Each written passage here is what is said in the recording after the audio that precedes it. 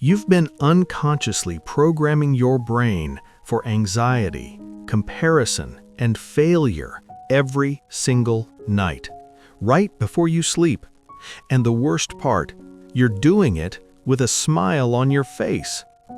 There is a 10-minute window before sleep that may be the most neurologically powerful moment of your entire day, and most people hand it to their phone. Tonight, I'm going to show you what that's costing you and the simple shift that can dramatically change how your brain and body function. Stay with me. Think about the last time you went to bed anxious. Maybe it was something you said wrong, money stress, or just that low, quiet feeling that you're behind. So you scroll, not because you want to, but because it numbs it. Eventually, you put the phone down, and the next morning, the anxiety is still there, waiting. That's not random. That's not bad luck.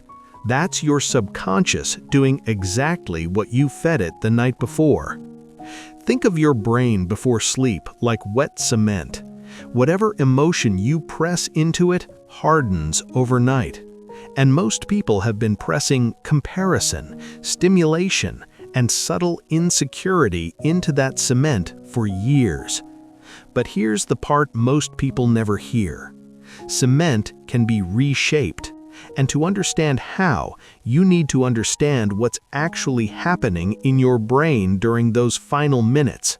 Because once you see this, you won't look at bedtime the same way again.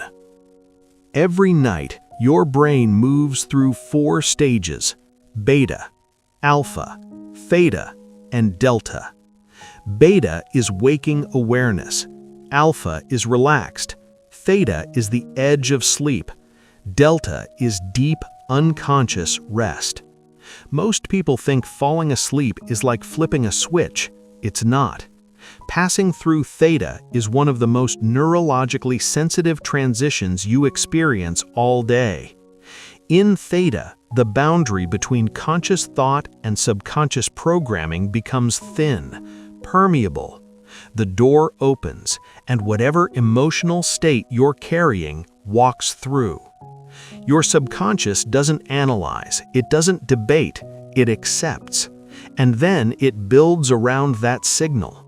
So if you enter that state carrying stimulation, comparison, restlessness, your system encodes that as baseline. This is who we are, and it adjusts accordingly.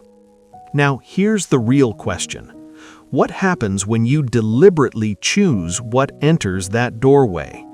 The answer affects your immune system. There's growing research showing that sustained feelings of genuine gratitude can positively influence immune markers. Not thinking about gratitude, feeling it. When gratitude is emotionally experienced, stress chemistry shifts, cortisol decreases, the nervous system moves out of fight or flight and into regulation, repair mode. That shift changes how your body functions, and when that emotional signal is delivered during the pre-sleep theta window, it lands deeper, more integrated. So the real issue isn't whether this works, the issue is consistency, because most people never give themselves those 10 intentional minutes. Which brings us to the structure. This is simple. 3 steps, 10 minutes. Step 1. Review your day, not with judgment, with observation. Where did you react instead of respond?